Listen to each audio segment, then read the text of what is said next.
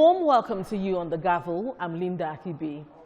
Now, some Nigerians will be heaving a sigh of relief as 27 state houses of assembly have forwarded their resolutions on 35 constitution amendment bills to the National Assembly. Now, these bills have been in the 36 state houses of assembly since early 2022, where state legislators were to examine the bills, vote on them, and return to the National Assembly, and the bills would then be sent to President Buhari for assent. However, the process was stalled in the state houses of assembly as state legislators insisted that the National Assembly include some additional bills for passage. Now, although 27 state parliaments have voted and returned to the National Assembly, one critical bill was not passed, and that's the Constitution Amendment Bill to ensure financial and administrative autonomy for local government councils. Now, let's take a look at the motion of the Constitution Amendment Bills in the Senate on Tuesday, January 24th. Finally, 27 state houses of assembly have forwarded their resolutions on 35 constitution amendment bills to the National Assembly. There were fears that the amendment of the 1999 Constitution by the 9th National Assembly may be an exercise in futility after 25 state houses of assembly threatened to take no action on the bills unless 4 more constitution amendment bills are considered and passed by the National Assembly. Deputy Senate President Senator Ovie Omoagege had accused state governors of trying to stall the process of further amending the nation's constitution.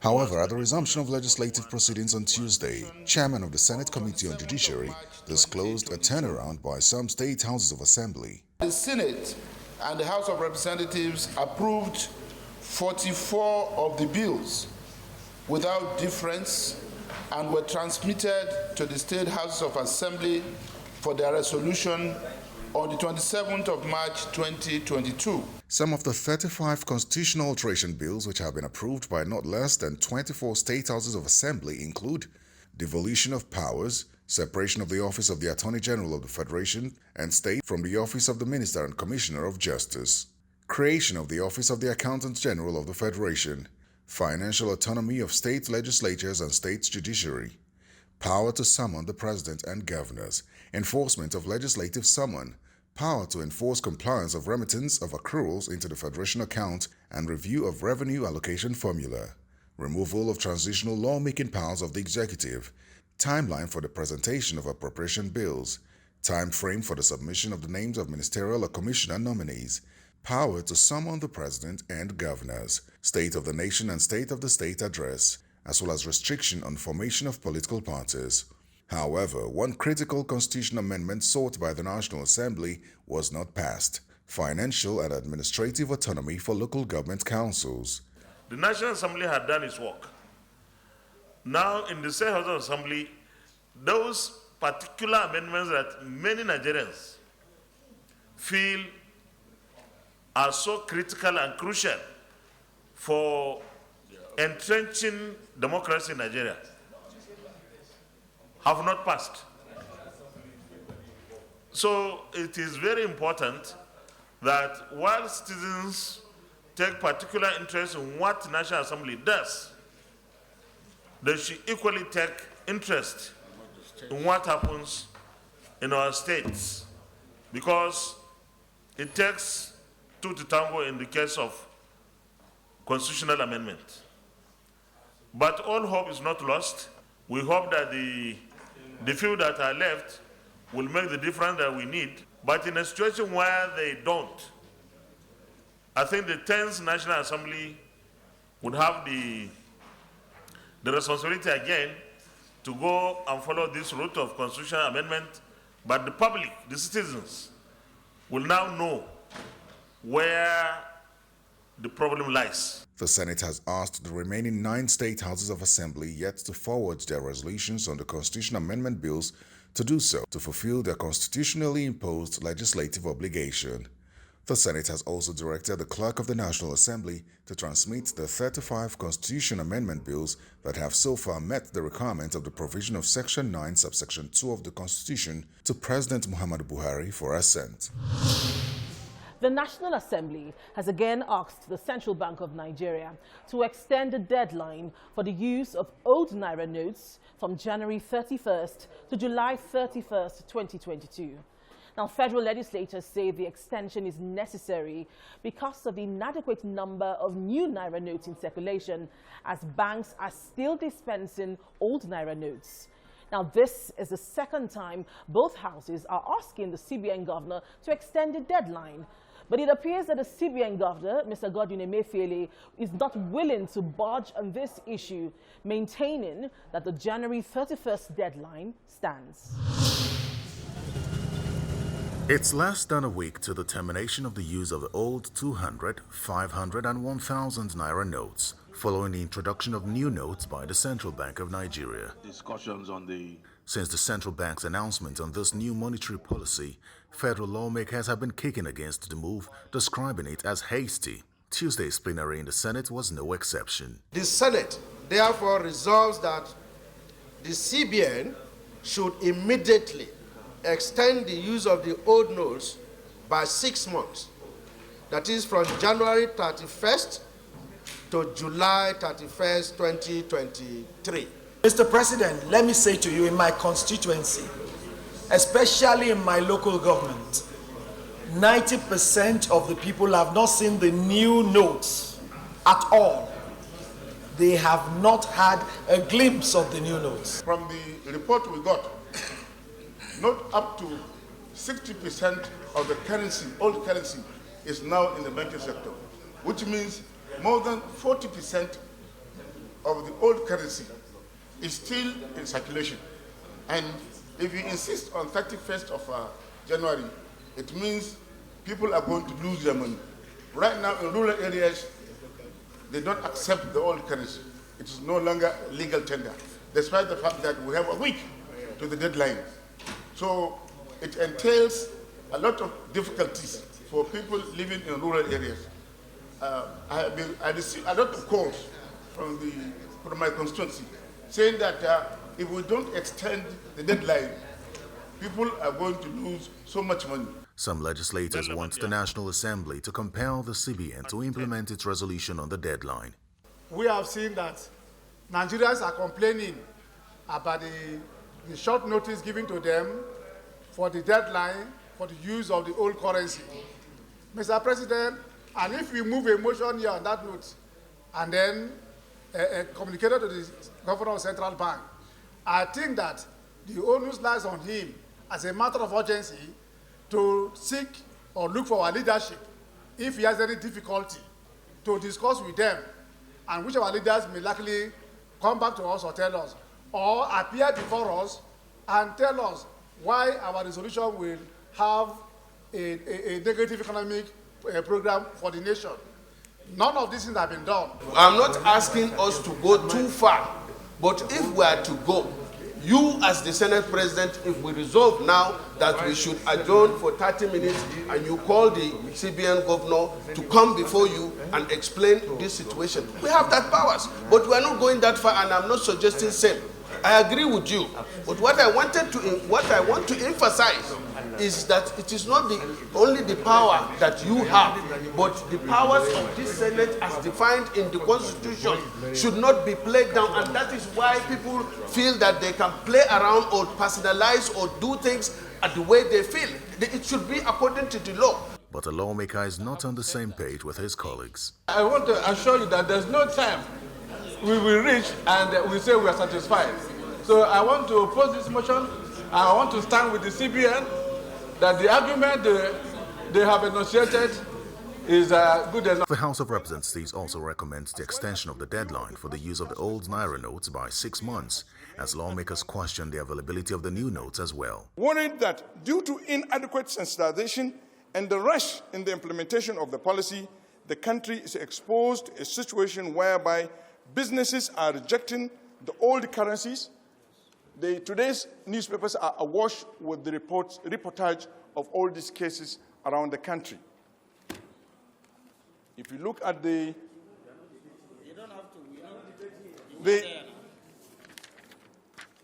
also worried that as a result of the rigidity in the implementation of the policy, There is a tendency of the decline in the economy if cash withdrawals are delayed due to shortage supply of the new notes. Cognizant that in order for the policy to be successful and acceptable, the CBN should keep their relationship closer to reality rather than theorize assumptions. Also cognizant that in global best practices, currencies are phased out, not forced out. Thus, adequate time is required for such policy to be successful. Further cognizant that the policy, though a good one, is not fair on the incoming government, which will require a smooth transition, which will help to promote sound financial system in the country. We are all aware, even before the insurgency, Northeast is the poor of the poorest of the whole zones in the country. And our poverty was further escalated by Boko Haram insurgents and other related insecurity. And today, we have something that is almost worse than Boko Haram. Worse than in the sense that, Mr. Speaker, we are all aware, as a result of Boko Haram insurgents, somebody that controls more than 5 filling stations, 10 tankers, is reduced to a beggar that he had to line up in an IDP camp to collect 20 or 10 kg of rice or guinea corn. This is how bad it is. As I'm talking to you, we lost multi-millionaires. I even went to the extent of deciding that I will be going back to my constituency tomorrow to see how I will encourage or influence or insist that CBN should equally send another money to my constituency. For the past 10 years, we don't have a single branch. The House then sets up a committee led by the House leader to meet with the CBN and bank operators to find out the reasons for the shortage of the redesigned Naira notes across the country. Somebody is not giving us the full story or the full picture. Is it the banks that are not telling us the truth and are hoarding the money? Or is it CBN that is actually not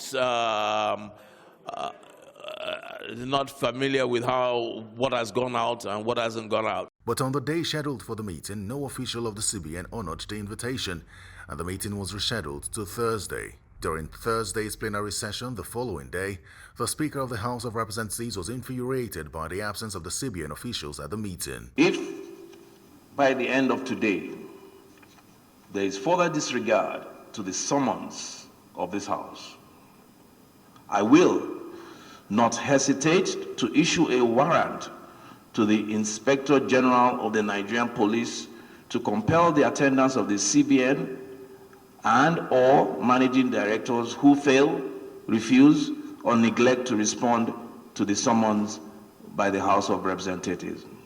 The House is also aware that Section 20, subsection 3 of the Central Bank of Nigeria Act mandates the CBN to redeem the face value of the recalled currency upon demand, even after the expiration of the notice of recall. While plenary continued, the committee members moved to the meeting venue to await representatives of the Central Bank and other Nigerian banks. After 2 hours of waiting, the commercial bank operators were seated, but no representative from the CBN was in sight. In their submissions, the banks say they are not receiving the new notes as much as the old notes they deposit with the CBN, and that the surge in ATM withdrawals following the CBN directive restricting over-the-counter cash withdrawals could also be responsible for the scarcity of the new notes. Somewhere, somehow, there is a dark horse behind this agenda, and will not allow a dark horse to continue to drag the success of our electoral process. No one individual can be greater than Nigeria, and nobody can be above the law. So it is the position of the committee that we will recommend to the Speaker to quickly initiate and engage the necessary instrumentality of the law to compel the governor of the central bank to appear before this honorable House for and on behalf of the House of Representatives and on behalf of Nigerian people. You're welcome back to the Gavel. Now let's take a look at more major activities in the Senate and House of Representatives during the week. Keen observers of a National Assembly may be scratching their heads over the Senate's inability to take a position on President Buhari's request that the upper chamber restructure the 22.7 trillion naira ways and means advances given to the federal government by the Central Bank of Nigeria. The upper chamber has kept mum on how it intends to handle the ways and means advances requests. The ad hoc committee set up by the Senate to liaise with the CBN and Ministry of Finance to get details of what the monies were spent on was expected to present its findings to the upper chamber ahead of the planned suspension of plenary for political campaigns. The President of the Senate had advised to the CBN Governor, Mr. Emefiele, and the Minister of Finance, Mrs. Zainab Ahmed, to provide the required details of the spending to the ad hoc committee. The National Assembly or the Senate is prepared to consider the request, but we must have the necessary information. President Buhari had warned Nigerians during the signing of the 2023 budget into law that the country risks incurring an additional 1.8 billion naira if the National Assembly does not approve the 22.7 trillion naira ways and means advances. However, two lawmakers tell journalists that the Ministry of Finance and the CBN have not furnished the Senate ad hoc committee with the required details, explaining what the sum of 22.7 trillion naira was spent on. We are yet to receive documents. You see, letters have been written, but we have not received any information till now. I'm also a member of the Finance Committee of the Senate, and Finance Committee is one of the special committee that has been, given the ad hoc assignment to go and ensure that we get the right documents. But up to now, no document has been forwarded to the chairman of the committee. But between now and February 28, where the four committees that form the special purpose committee, ad hoc committee for this investigation, has put all their commitment that as soon as documents are available, we are going to look at it. What we're talking about is ways and means advances, which is actually outside our laws, because the money has already been spent, breaching a couple of laws, the Constitution, the Fiscal Responsibility Act, and of course the CBN Act. So we're talking about securitization here, which the CBN Act forbids. So the issue now is, whatever we are talking about, let us even determine how these monies were spent. Yeah, because ways and means, according to Nigerian law, is to breach budget, a deficit in budget between revenue and expenditure at a particular time, and the maximum number of months is 12 months. So first of all, let's even see the documents, because some of those things may not fall under ways and means. Yeah, because if it is not anything to fund government budget, it's not ways and means.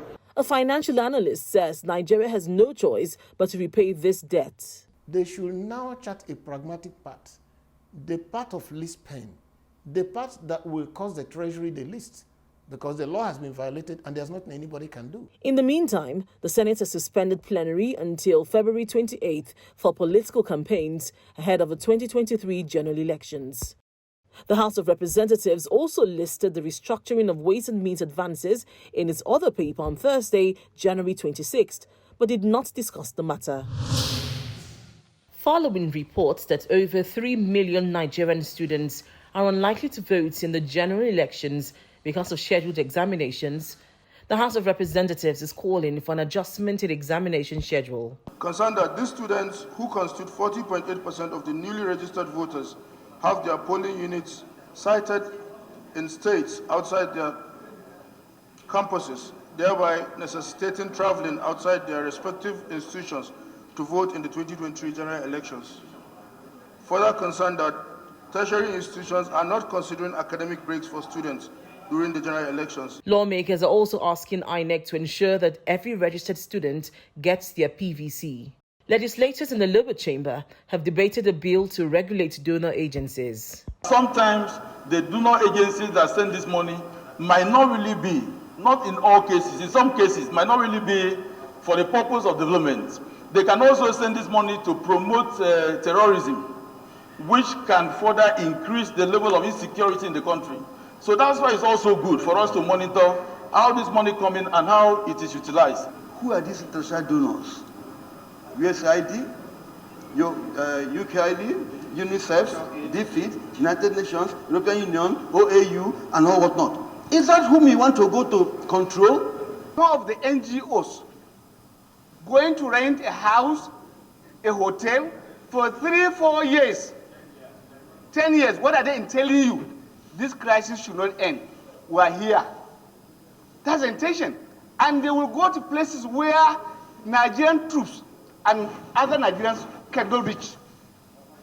How do they get to that kind of level of arrangement? The bill eventually scaled second reading. Meanwhile, the House of Representatives has urged NNPC Limited to urgently ease off queues in filling stations across the country. The House is also asking relevant security agencies to fish out oil marketers and other economic saboteurs that may be responsible for the fuel scarcity across the country. These resolutions were reached during Wednesday's plenary session following a motion of urgent public importance by Representative Leke Abejide, drawing attention to the lingering fuel crisis across the country. The House has further mandated its relevant committees to investigate the matter within 48 hours and report back, while the regulatory authority is to meet with the leadership. Concerned that the current fuel scarcity across the country may worsen in the days ahead with the introduction of 16 Naira per litre. Also concerned that another contributing factor to the scarcity of the petrol product may not be unconnected with the increased cost of hiring daughter vessels in the litre charges, which hitherto was paid in Naira, but now being charged in United States dollars. Worried that due to the scarcity, Nigerians are exposed to all sorts of hardship, which has resulted in hike in transportation, fares, and high costs of some major food items. Also worried that as a result of the petroleum scarcity, Nigerians are not finding it easy in their day-to-day livelihood activities. The House resolved to, 1, urge the NNPC Limited as a sole importer to urgently ease of these queues in filling stations. 2, also urge the relevant security agencies to fish out those oil marketers and other economic saboteurs that may be responsible for fuel scarcity across the country. Meanwhile, a bill for an act to amend the provisions of the Fire Service Act and make provisions for the establishment of building safety measures, regulations and penalty for default has scaled second reading in the House of Representatives. Sponsored by Representative Unyeme Idem, the bill, which seeks to address fire outbreaks in Nigeria, proposes a fine not exceeding 1 million naira or imprisonment for a term not exceeding 5 months, or both for defaulters. Another provision in the bill says that approval for a building must only be given after thorough perusal of the submitted building plan and compliance with provision of necessary fire services, prevention and management kits, and supervision protocols. Now, this is where we call it a day on this week's edition of the Gavel. If you have any views on any of the issues discussed, please email us on thegavel@channelstv.com. Thank you for staying with us, and see you again next week.